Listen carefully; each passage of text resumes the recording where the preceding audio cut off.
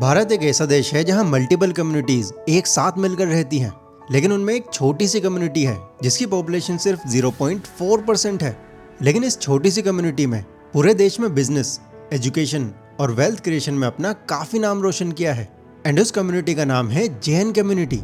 Jainism एक ancient spiritual religion है जो अहिंसा यानी नॉन वायलेंस, सत्य यानी ट्रूथ और अपरिग्रह यानी नॉन अटैचमेंट सिखाता है। इस रिलीजन को लॉर्ड महावीरा ने सिस्टमाइज किया था।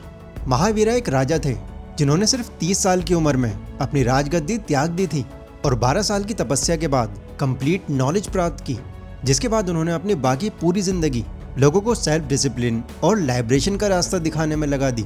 जैन शब्द असल में जिना शब्द से बना है, जिसका मतलब कॉन्करर होता है। इस कम्युनिटी के लोग सिर्फ धार्मिक नहीं हैं, बल्कि वो आज टॉप एंटरप्रेन्योर्स हैं, हाई लेवल प्रोफेशनल्स हैं और इंडिया के मोस्ट फाइनेंशियली सक्सेसफुल लोगों में से एक हैं। ये लोग शॉर्टकट से नहीं बल्कि प्रिंसिपल्स और नियमों से जीते हैं। मिस्टर शेरनिक गुडावत, जो अगेन जैन कम्युनिटी से ही हैं, ये एक यंग एंटरप्रेन्योर हैं जिन्होंने अपनी फैमिली के एक छोटे से बिजनेस को एक्सपैंड करके FMCG, एविएशन, टेलीकॉम और एजुकेशन जैसे बड़े सेक्टर्स में एंट्री करी, जो कि आज एक मल्टी इंडस्ट्री एम्पायर बन गया है। मतलब ओवरऑल जैन्स की स्टोरी सिर्फ पैसा कमाने की नहीं है, बल्कि एथिक्स, लॉन्ग टर्म विजन और सोशल कंट्रीब्यूशन का एक प्रॉपर एग्जाम्पल है। तो आज की इस वीडियो में हम जैन कम्युनिटी के उन 7 सीक्रेट्स के बारे में जानेंगे जो एक टाइम पर आपको फाइनेंशियली स्टेबल, एथिकल और कामयाब बना सकते हैं। Strong ethical foundation. Jain religion का सबसे बड़ा प्रिंसिपल है अहिंसा, लेकिन ये तो हर रिलीजन सिखाता है। इसमें ऐसा क्या खास है? तो देखो, ये सिर्फ नॉन वायलेंस तक लिमिटेड नहीं है। जैन धर्म के अकॉर्डिंग अहिंसा का मतलब किसी भी जीव को शब्दों, सोच और व्यवहार से किसी भी तरह से नुकसान नहीं पहुंचाना है। और इस प्रिंसिपल को ये लोग बिजनेस की दुनिया में भी अप्लाई करते हैं। वो चीटिंग, फ्रॉड, झूठ या अनएथिकल प्रैक्टिसेस से दूरी बनाना पसंद करते हैं, जिस वजह से उन पर सभी भरोसा कर लेते हैं और वो एक लॉन्ग टर्म ब्रांड बना पाते हैं। लाइक इनेम सिक्योरिटीज के को-फाउंडर वल्लभ भंसाली, जिन्होंने स्टॉक मार्केट जैसे वॉलेटाइल एनवायरनमेंट में भी अपने आप को एक एथिकल और स्पिरिचुअल इन्वेस्टर के रूप में एस्टैब्लिश किया है। उनका यह कहना है कि I don't invest in companies that don't align with values. बिना प्रिंसिपल्स के प्रॉफिट भी लॉन्ग टर्म में लॉस ही बन जाता है। देखो, ट्रस्ट यानी भरोसा असल में करेंसी की तरह होता है। अगर एक बिजनेसमैन ईमानदार है तो लोग बिना टाइम वेस्ट किए उसी के साथ काम करना पसंद करते हैं। आपके खुद के एथिक्स आपकी ब्रांड लॉयल्टी बनाते हैं, जिससे आपको लोगों का एक प्रीमियम बेनिफिट मिलता है, फिर चाहे आप किसी भी फील्ड में क्यों ना हो। जैन स्क्रिप्चर्स भी यही सिखाते हैं कि आपको सत्य पर चलना है, यानी सच बोलना है और किसी का हक नहीं मारना है। ये सब उनके लिए सिर्फ मॉरल लेसन्स नहीं है, ये उनके लिए रूल्स हैं जिन्हें वो हर तरह से फॉलो करते हैं। तो अगर आप चाहते हो कि लोग आप पर और आपके काम के ऊपर ट्रस्ट करें, तो आपको सबसे पहले एक मजबूत एथिकल फाउंडेशन बनानी होगी, यानी अपने प्रॉफिट्स के साथ साथ प्रिंसिपल्स पर भी इक्वल फोकस करो। एंड बिलीव मी, ये आपको लाइफ लॉन्ग सक्सेस तक ले जाएगा। Entrepreneurial mindset. जैन धर्म में श्रमण यानी सेल्फ रिलायंस को बहुत इंपॉर्टेंस दी जाती है। जहां दूसरी कम्युनिटीज में नौकरी लग जाना एक सपना होता है, वहीं जैन्स में बचपन से सिखाया जाता है अपना काम अपनी शान, जिस वजह से जैन बच्चों की thought process naturally independent, risk taking और एथिकल बिजनेस माइंडसेट वाली हो जाती है। जैन फैमिलीज में बिजनेस करना सिर्फ पैसा कमाने का जरिया नहीं होता, बल्कि एक लेगेसी होती है। जैसे ही बच्चा थोड़ा बड़ा होता है, उसे बिलिंग, कस्टमर डीलिंग और प्रॉफिट लॉस समझाया जाने लगता है, जिससे उसके अंदर कॉन्फिडेंस आता है, रिस्क टॉलरेंस डेवलप होता है उसका और एक प्रॉब्लम सॉल्विंग माइंडसेट बनता है। जैन्स कभी भी बिजनेस करने से डरते नहीं हैं, क्योंकि उनको लगता है कि लॉस होगा तो भी अपना होगा, पर अगर प्रॉफिट हुआ तो ग्रोथ भी अपनी होगी और साथ में फ्रीडम भी मिलेगी। जैन्स की इसी सोच ने उन्हें आज डायमंड ट्रेडर्स, टेक्सटाइल टाइकून्स और ग्लोबल एक्सपोर्टर बनाया हुआ है। वहीं दूसरी तरफ अगर हम अपनी बात करें, तो हम में से कई लोग ऐसे हैं जिनकी ना तो फैमिली का कोई बिजनेस बैकग्राउंड है, ना ही खुद का, बट इंटरेस्ट फिर भी हमें बिजनेस के अंदर ही है। तो ऐसे में हमें स्टार्टिंग से ही बहुत छोटी छोटी चीज़ों का काफ़ी ध्यान रखना होता है, जैसे लोकेशन क्या होनी चाहिए, प्रोडक्ट कैसे बनेगा, वर्कर्स कहाँ से आएंगे। बट अक्सर देखा जाता है कि बहुत सारे लोग एक ऐसी चीज़ में आकर अटक जाते हैं जिसकी प्लानिंग ही नहीं की होती उन्होंने, एंड दैट इज़ उनका क्रेडिट स्कोर। अगर आपने पूरी रिसर्च करके एक कंप्लीट बिजनेस प्लान रेडी भी कर लिया, तो भी आपके बिजनेस के लिए आपको लोन नहीं मिलेगा अगर आपका क्रेडिट स्कोर अच्छा नहीं हुआ तो। और अगर पैसा नहीं तो बिजनेस प्लान किस काम का। इनफैक्ट बिजनेस लोन के अलावा भी आपका personal loan, home loan, car loan, credit card, ये सारी चीज़ें एक खराब क्रेडिट स्कोर काफ़ी टफ कर देता है। क्योंकि आपको लोन मिलेगा या नहीं मिलेगा, और अगर मिलेगा तो उसमें कितनी लिमिट होगी, ये सारा का सारा क्रेडिट स्कोर पर ही डिपेंड करता है। क्रेडिट स्कोर एक तरह का नंबर होता है जो ये बताता है कि आपकी फाइनेंशियल रिलायबिलिटी कैसी है, मतलब आप लोन या क्रेडिट के पैसे कितनी अच्छी तरह से वापस कर सकते हो या कर भी सकते हो या नहीं। जनरली ये स्कोर 300 से 900 के बीच में होता है, और यहाँ ज़्यादा स्कोर का मतलब है बेटर फाइनेंशियल हेल्थ। बैंक्स और फाइनेंशियल इंस्टीट्यूशंस इसी को देखते हैं जब आप लोन या क्रेडिट कार्ड के लिए अप्लाई करते हो। अच्छा, इसके ऊपर नीचे होने का एक बड़ा रीज़न बनता है सॉफ्ट क्रेडिट चेक और हार्ड क्रेडिट चेक, जिसको आप एक तरह से इंक्वायरी भी बोल सकते हो। सॉफ्ट क्रेडिट चेक यानी जब आप अपना क्रेडिट स्कोर खुद से चेक करते हो, और हार्ड क्रेडिट चेक यानी जब भी आप किसी भी लोन या क्रेडिट कार्ड के लिए अप्लाई करते हो तो पहले इंस्टीट्यूशंस और बैंक्स तुम्हारा क्रेडिट स्कोर चेक करते हैं, जिससे वो तुम्हारे फाइनेंसेस को और अच्छे से जान पाएं। जब आप EMI टाइम पर नहीं चुकाते, बार बार नए लोन्स के लिए अप्लाई करते हो, तो इस तरह की चीज़ों से आपका क्रेडिट स्कोर कम हो जाता है। देन और लोन लेना आपके लिए बहुत टफ हो जाता है। लेकिन वहीं दूसरी तरफ जितना ज़्यादा क्रेडिट स्कोर होगा उतना ही लोन मिलने की पॉसिबिलिटी बढ़ जाएगी आपकी। बट इसके लिए आपको इसे ट्रैक और इम्प्रूव करना बहुत ज़रूरी है। एंड इस काम को काफ़ी ईजी करने के लिए मैंने डिस्क्रिप्शन में लिंक दिया है paisabazaar.com का। यहाँ आप अपना क्रेडिट स्कोर बिल्कुल फ्री में चेक कर सकते हो। एंड सबसे अच्छी बात, पैसा बाजार लाया है CPL यानी क्रेडिट प्रीमियर लीग। ये एक तरह का कॉन्टेस्ट है जहाँ आपके क्रेडिट स्कोर के बेसिस पर आपको रैंकिंग दी जाएगी, और आपको जीतने का मौका मिल सकता है iPhone, Amazon वाउचर्स जैसे और भी कई रिवॉर्ड्स। यहाँ आप ये भी देख सकते हो कि आपका स्कोर दूसरों के मुकाबले आपकी सिटी में, एज ग्रुप में और तो और इंडिया में कहाँ रैंक करता है। यहाँ आपको क्रेडिट स्कोर तो पता चलेगा ही, साथ ही में उसके कम होने के रीजंस और कैसे उसको बढ़ाया जाए, इसके कई यूजफुल तरीके बताए जाएंगे। इसके अलावा मल्टीपल लैंग्वेजेस के सपोर्ट के साथ यह आपको हर महीने के अपडेट्स WhatsApp पर शेयर कर देगा, ताकि हर एक चीज़ से आप डेली अपडेटेड रहो। यहाँ बस अपने कुछ बेसिक डिटेल्स आपको भरनी होंगी, एंड इन डिटेल्स के बेस पर किस कंडीशन में आपका क्रेडिट स्कोर है आपको इजीली पता चल जाएगा। तो पैसा बाजार की लिंक मैंने डिस्क्रिप्शन और पिन्ड कमेंट में दी हुई है। अपनी क्रेडिट रिपोर्ट को मेंटेन करने के लिए पैसा बाजार को ज़रूर चेकआउट करें। Focus on education and knowledge, Jains का सबसे बड़ा सक्सेस मंत्र, फर्स्ट लर्न देन अर्न। इनके लिए एजुकेशन सिर्फ डिग्री नहीं होती, बल्कि ये उनकी लाइफ की एक असेंशियल इन्वेस्टमेंट होती है। जेंस फिलॉसफी के 3 रत्न में से एक सम्यक ज्ञान है, जिसका सही मतलब ये है कि ज्ञान बिना अंधविश्वास के होना चाहिए, ज्ञान प्रैक्टिकल और रेलेवेंट होना चाहिए, ज्ञान को एक्शन में लाना आना चाहिए।